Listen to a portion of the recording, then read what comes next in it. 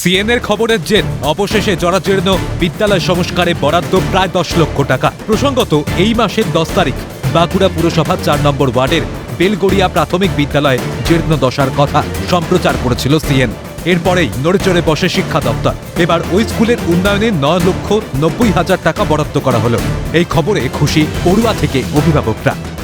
এই বিদ্যালয়ে কার্যত 9 লাখ টাকার স্যাংশন করে এই বিদ্যালয়কে যে রিপেয়ারিং বা নতুন করে করার চিন্তা ভাবনা করেছে, যাতে এই যে চাঙড় ছেড়ে ভেঙে পড়া ছাত্রছাত্রীদের মাথায় কখন পড়ে যাবে সেই সব আতঙ্ক থেকে দূর হয়। সেই কারণে একদিকে যেমন বিদ্যালয়ের মাস্টারমশাই তিনিও যেমন খুশি এবং এলাকাবাসী এবং যারা অভিভাবক তারাও খুশি।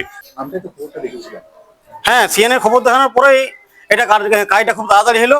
এই জন্য সিএন চ্যানেলকে খুব ধন্যবাদ যে আপনাদের খবরটা পাওয়ার পরেই বা দেখানোর পরেই আমাদের এই টাকাটা সেকশন হয়েছে, সেটা আমরা প্রধান শিক্ষক উত্তম কুমার মণ্ডল জানান, বহুবার সর্বশিক্ষা মিশনের স্কুলের দুরবস্থার কথা জানিয়ে আবেদন করেছিলাম, কিন্তু কাজ হয়নি। অবশেষে সিএনএ খবর সম্প্রচারিত হতেই বিদ্যালয় সংস্কারের জন্য অর্থ বরাদ্দ হয়েছে। সিএনকে ধন্যবাদ জানিয়েছেন প্রধান শিক্ষক। দুই সাথে আবেদনের ভিত্তিতে এবং আপনাদের সংবাদ মাধ্যম সিএন চ্যানেল যে খবরটা সম্প্রচার করেছিলেন, সেই সম্প্রচারের বেসিসে আমার বিদ্যালয়ের জন্য আর্থিক যে বরাদ্দ সেটা আমি একটা সংবাদ মাধ্যমে জানার পরই আমি পেলাম আমার কর্তৃপক্ষের মাধ্যমে। তো এই জন্য আমি সিএন চ্যানেলকে অসংখ্য ধন্যবাদ জ্ঞাপন করব।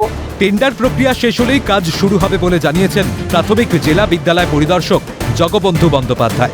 মানে আপনাদের রিপোর্টের পর সেখানে টাকা স্যাংশন হয়েছে, তাতে 9 লাখ টাকার উপরে স্যাংশন হয়েছে এবং আমাদের টেন্ডার প্রক্রিয়া শেষ হলে পরে ওখানে কাজ শুরু হবে।